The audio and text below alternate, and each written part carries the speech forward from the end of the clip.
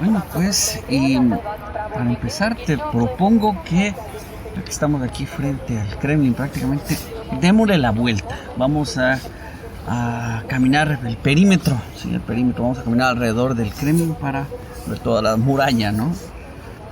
Te cuento que, hablando ya de Moscú como tal, Moscú por primera vez apareció en los anales de la historia, ¿no?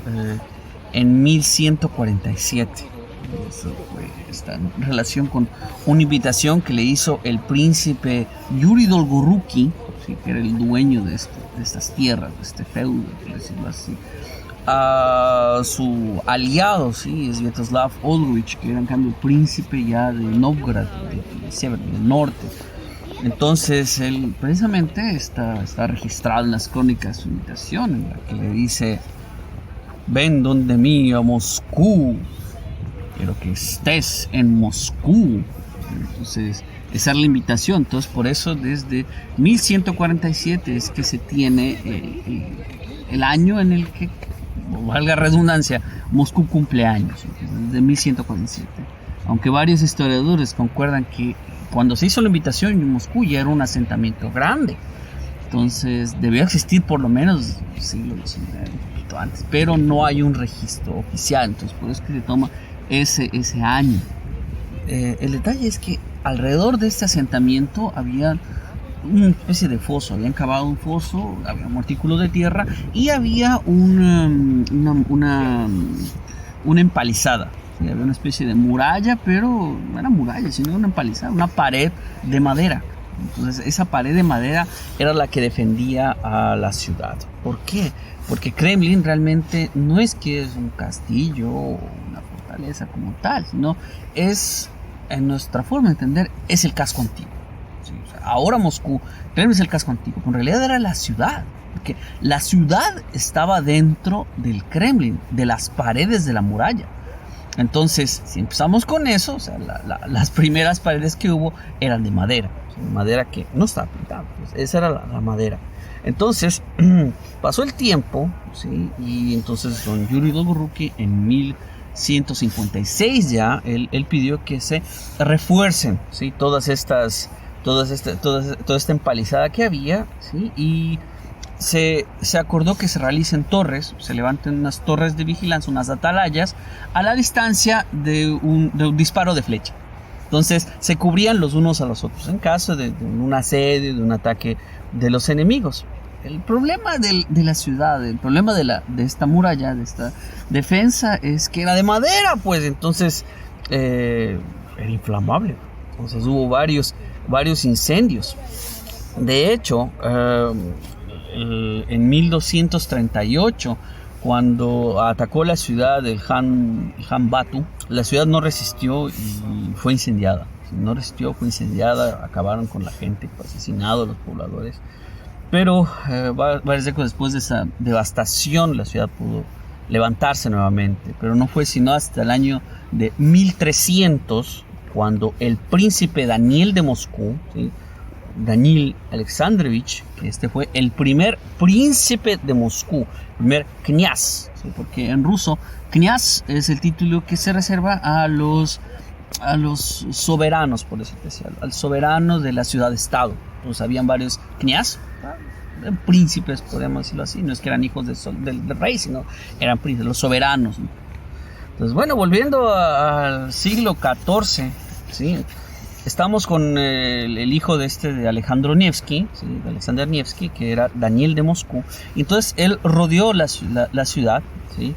La muralla, con un bosque de pinos, ¿sí? que además de su protección, ¿no? Porque estaba ahí toda rodeada de un bosque de pinos, pero proveía lo que es materia prima de primera mano para los pobladores.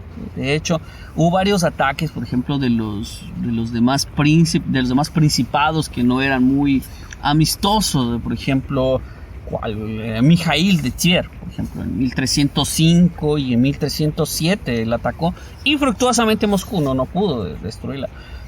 De hecho, quien puso el alto a toda esta cuestión de los pinos fue Iván Kalitá, ¿sí? Iván Kalitá, que era a su vez hijo de Daniel, ¿sí? ¿sí? Iván Kalita realmente es Iván Danilevich. ¿Sí? Entonces él hizo la Moscú como la gran capital de este gran principado que cada vez estaba aumentando en poder e influencia. Entonces, ¿cuál es el detalle con Iván Kalita? Iván Kalita decidió cambiar toda esta muralla que estaba hecha con pinos. El detalle, la muralla también todo el tiempo estaba reforzada con pinos, y decidió cambiarla por roble. Entonces eran unos troncos de roble gigantescos. De hecho, las excavaciones arqueológicas han encontrado, cuando se han hecho reparaciones, ¿no? Han encontrado unos troncos de roble de 15 metros, pero macizos. Entonces esa era realmente la muralla que puso don Iván Kalita, Iván I de Moscú. Entonces quedó así reforzada pues la ciudad. Ahora, ¿cuál es el detalle? Mira, llegamos al siglo ya XIV y las poderosas estas paredes de madera de todas maneras no podían resistir incendios. ¿Sí? De hecho, un incendio terrible en 1365. De hecho, todos los puestitos, las casas que estaban alrededor de Moscú fueron borradas de la faz de la tierra. Se consumió todo el incendio. Entonces decidieron cambiar, y el gobernante ya de esa época, estamos hablando ya de Dmitri Donskoy, ¿sí? Que tiene una historia muy simpática que en otra ocasión te la cuento. Don Dmitri Donskoy, ¿sí? Entonces él dijo, ya, me harté de estos incendios, me harté de que todo el tiempo esta madera así arda. Entonces decidió poner el muro de piedra. ¿Y cuál es el detalle? Era piedra caliza, pero Moscú no tiene piedras. O sea, ahora antiguamente, mira, lo que pasa es que donde está Moscú, en el centro, por decirlo así, para hacernos una abstracción, en el centro aquí, lo que no habían piedras grandes. Aquí todo el terreno era terriblemente, era terriblemente malo, es pura arcilla, ¿sí? Pura tierra suave. Entonces había que traerla de lejos. Entonces la construcción del muro de Dmitri Donskoy exigió una logística brutal. Tienen que traer unas piedras enormes a través de kilómetros y kilómetros para formar el muro, ¿sí? Perdón. Entonces toda esta piedra, este viento no ayuda. Entonces, mira, se trajo esta piedra caliza, ¿sí? Entonces hablaban de que son más o menos unas 112,000 toneladas de piedra se lo trajo, o sea, a través de kilómetros y kilómetros, y se hizo el muro. De hecho, se menciona que al mismo tiempo se reunió un grupo de trabajo de unos 2,000 personas. 2,000 personas trabajaron al mismo tiempo, simultáneamente, para levantar el muro. A Moscú durante mucho tiempo tuvo este muro de piedra blanca. Entonces, de hecho, a Moscú se llamaba Moscú Biela Kamen, o sea, Moscú de la piedra blanca. Era la ciudad blanca, muchos incluso Bielgar le decían. Entonces, la importancia militar de Moscú, de hecho, quedó sentada por los ataques, por ejemplo, que sufrió de parte del príncipe Olger, del príncipe lituano Olger. Entonces, el Kremlin resistió varios ataques enemigos y jamás pudo ser tomado por asalto. Entonces él simplemente llegaba y se limitaba a quemar todas las estructuras que había alrededor del Kremlin, porque el mismo Kremlin no lo pudo.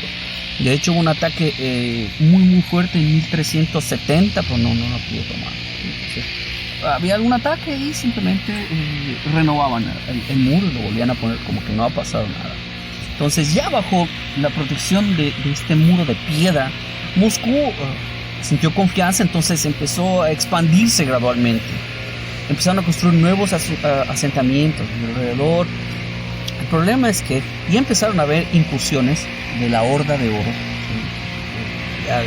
Los mongoles empezaron a llegar y hubieron varios ataques. De hecho, hubo en 1445, está registrado que hubo un terremoto aquí en Moscú. Hubo un terremoto en 1445, pero el muro resistió. Llegó a resistir el muro. Con el tiempo, varias partes del muro empezaron a derrumbarse, a colapsar. Entonces lo que hicieron fue rellenarlo con madera, ¿sí? O sea, hacían remiendos con madera. Entonces, había el huequito, lo ponían madera y listo, fresco. Entonces, de hecho, hubo un ataque, por ejemplo, de esta Horda de Oro, y en 1451, por ejemplo, ellos intentaron entrar a través de las grietas de madera, pero no lograron entrar. Entonces, bueno, ya le encontraron, como que dice, la pata con que cojeaba, pero no pudieron ingresar. Entonces, el Kremlin de piedra blanca estuvo más de 100 años funcionando. Cuando llegó ya, pues, Iván III, imagínate, estamos hablando de Iván III Vasilievich, el muro ya estaba, pero en ruinas, o sea, era puro parche por todo lado, ¿sí? Entonces, ¿qué es lo que sucede? Iván III, estamos hablando ya mediados del siglo XV, entonces Iván III conquistó Novgorod, entonces se convirtió en un gran soberano de todo el norte de Rusia. Entonces, como se casó con Sofía Paleóloga, entonces llegó a ser por derecho heredero también de los emperadores bizantinos. Entonces, en esa condición, semejantes muros todos así remendados, parchados, pues como que ya no correspondían pues a su poder, pues. Entonces, él mandó a traer varios ingenieros arquitectos, o sea, para que revisen y hagan de nuevo el muro y la muralla, y hicieron varios estudios, de hecho, revisaron, y resulta que las bases de piedra caliza eran excelentes.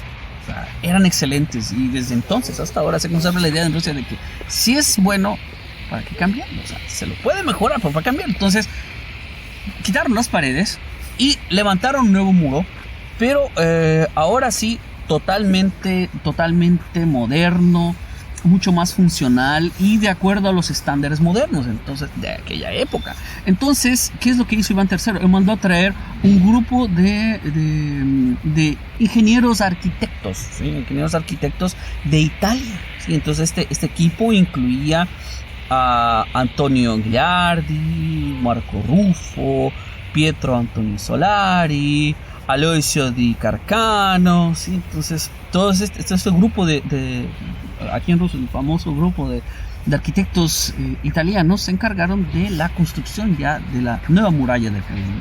Sí, el Kremlin es italiano, es de corazón europeo. ¿Por qué? Porque tenían que resistir los ataques, las embestidas, los asedios ya de pólvora, cañones, o sea, ya lo que era la tecnología militar de combate moderna para aquella época. Y lo más interesante,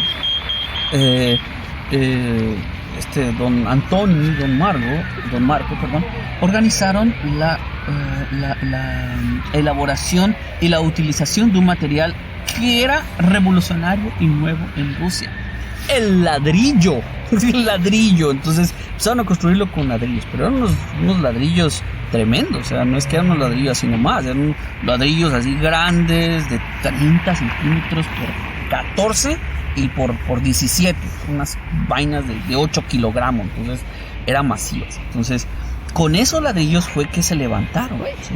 Se levantaron el muro, ¿sí? Prácticamente el muro que vemos ahora, ¿sí? Y entonces, ¿qué es lo que sucede? Empezó a crecer. El muro ahora era mucho más grande, tenía pasadizos, tenía comunicaciones, tenía accesos al río en caso de algún asedio. Entonces, la población podría tener, en caso de un sitio, ¿no? Entonces, podían tener acceso a agua, varios accesos de agua para que no los cierren, entonces que el asedio no sea exitoso. Desde ahí encontraron, ¿sí? de las excavaciones antiguas, por ejemplo, encontraron que lo primero que fue hecho realmente fue el muro que da hacia el río, o sea, el muro sur, porque estamos hablando de que es como un triángulo irregular. Entonces, el muro sur, ese fue el primero que levantaron, y de ahí los lados que se reunieron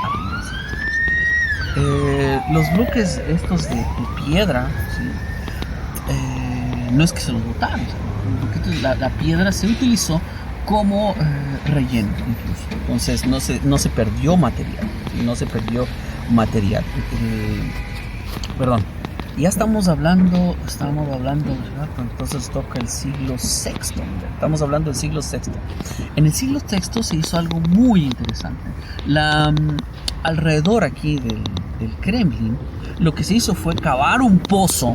Se hizo un pozo así tremendo de 35 metros de ancho por 8 de profundidad, en lo que sería, por ejemplo, el terreno, la Plaza Roja, al otro lado, en la Plaza Roja, se hizo una zanja así tremenda para desviar también un poquito, desde se traía el agua del río Miglina, que estaba al otro lado.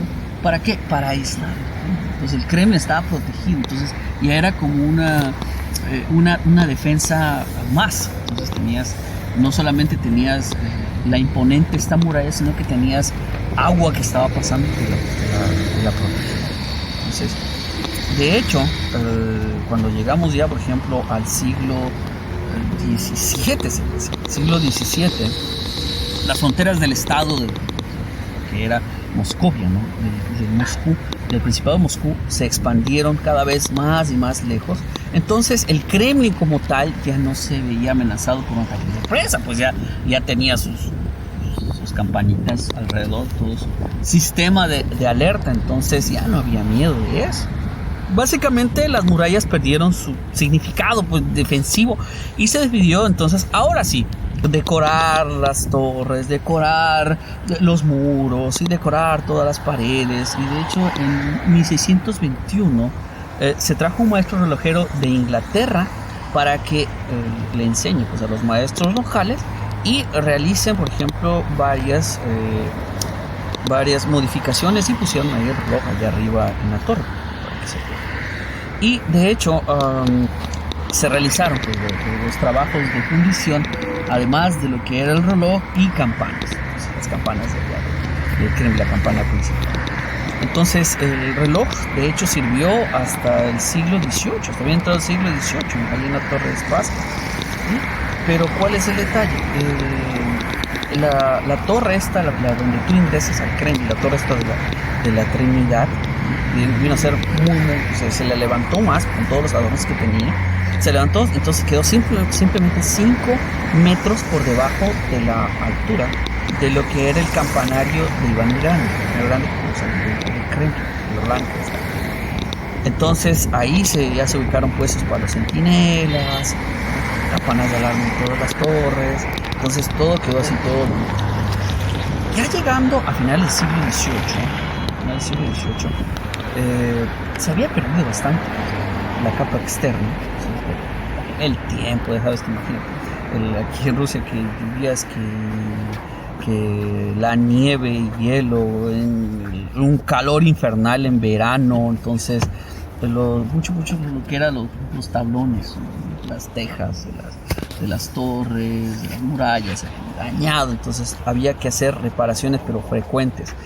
Y el Kremlin, o sea, la muralla del Kremlin sufrió mucho debido precisamente a nuestro querido y estimado Pedro el Grande. ¿Por qué? Porque él trasladó el estatus de capital a su capital, a la que él creó, a San Petersburgo. Entonces, esto afectó negativamente a los muros. Entonces, la atención de las autoridades del Kremlin disminuyó totalmente, porque Pedro el Grande, él destinó todo su esfuerzo, todo su amor, todo su apoyo, tanto moral como económico, a San Petersburgo. De hecho, él prohibió que se realicen nuevas construcciones de piedra en otra ciudad. O sea, prioridad número 1, San Petersburgo.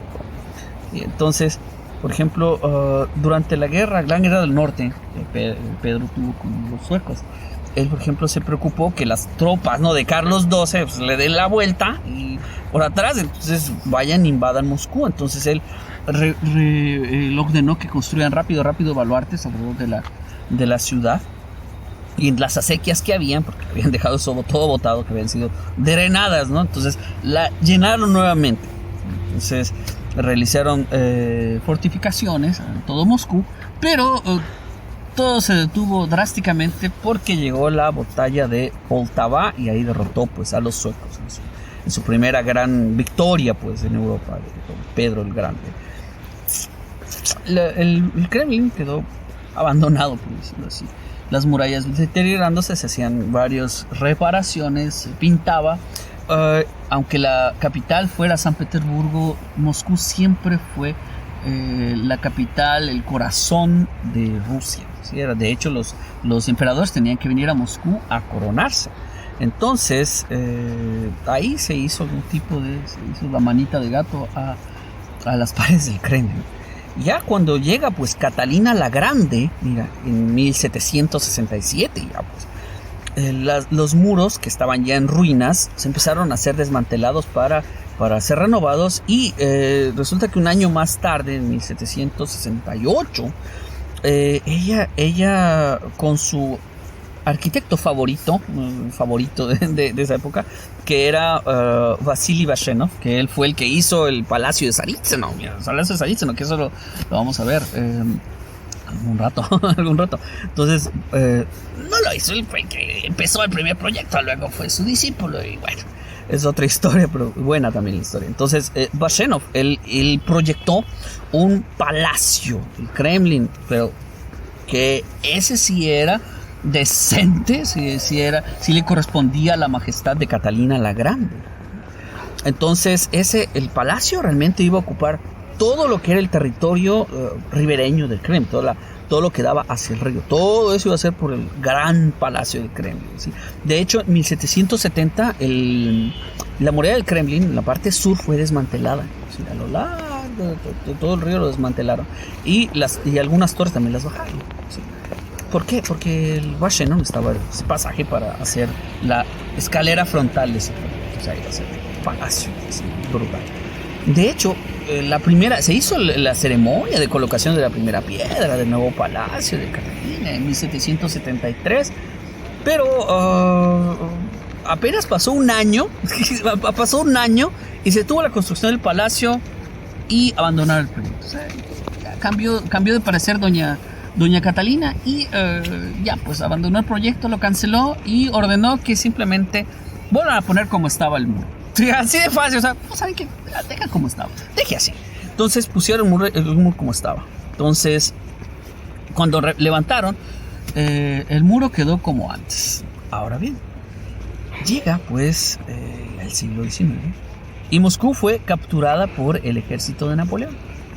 Sí, el 2 de septiembre de 1812 fue capturada por Napoleón, y el 3 de septiembre se fue por el fuego, fue el incendio brutal.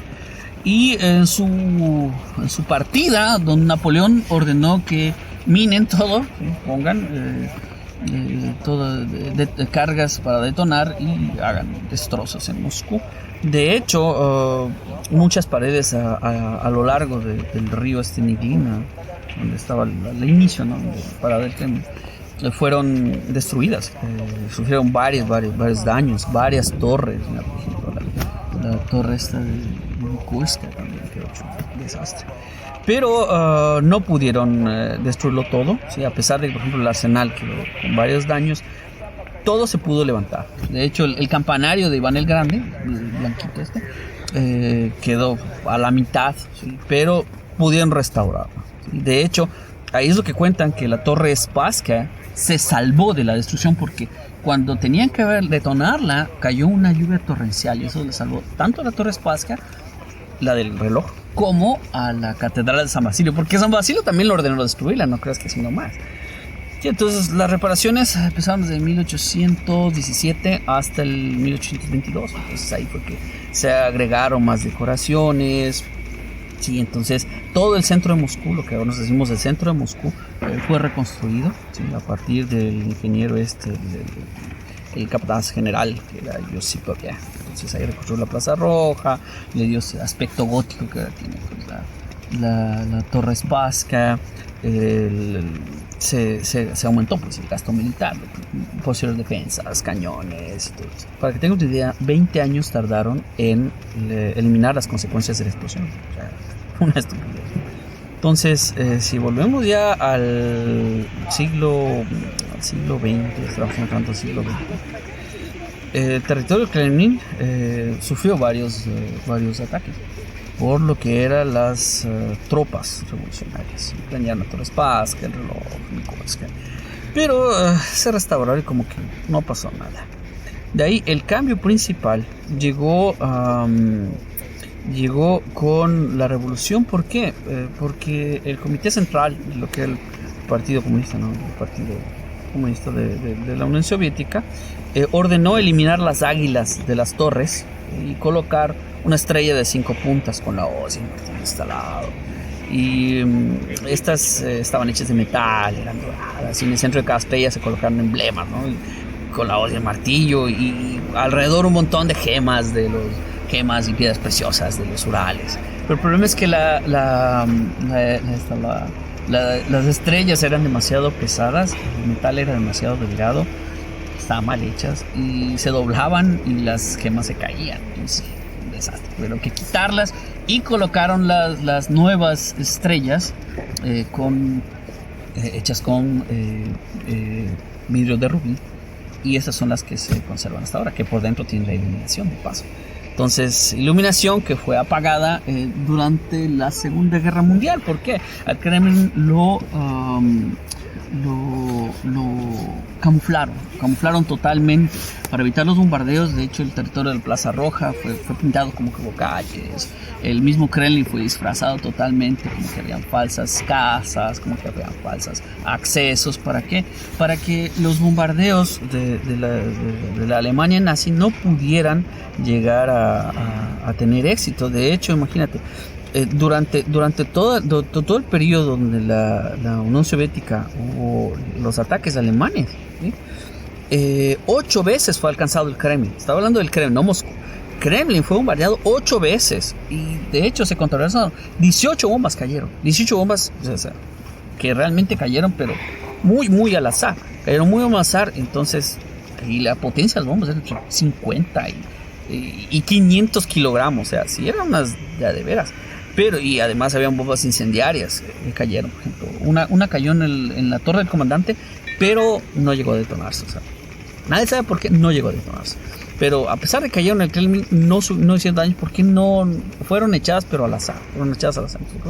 Entonces, desde el 46 hasta el 50, el mismo Stalin, ahora no que se restauren los daños que habían sido causados y devuelvan a las paredes del Kremlin su esplendor original. Entonces, todo lo que eran las torres y las murallas, sí, se restauraron totalmente. Se limpiaron los muros, las pilleras, todos los parapetos, los muros, las torres.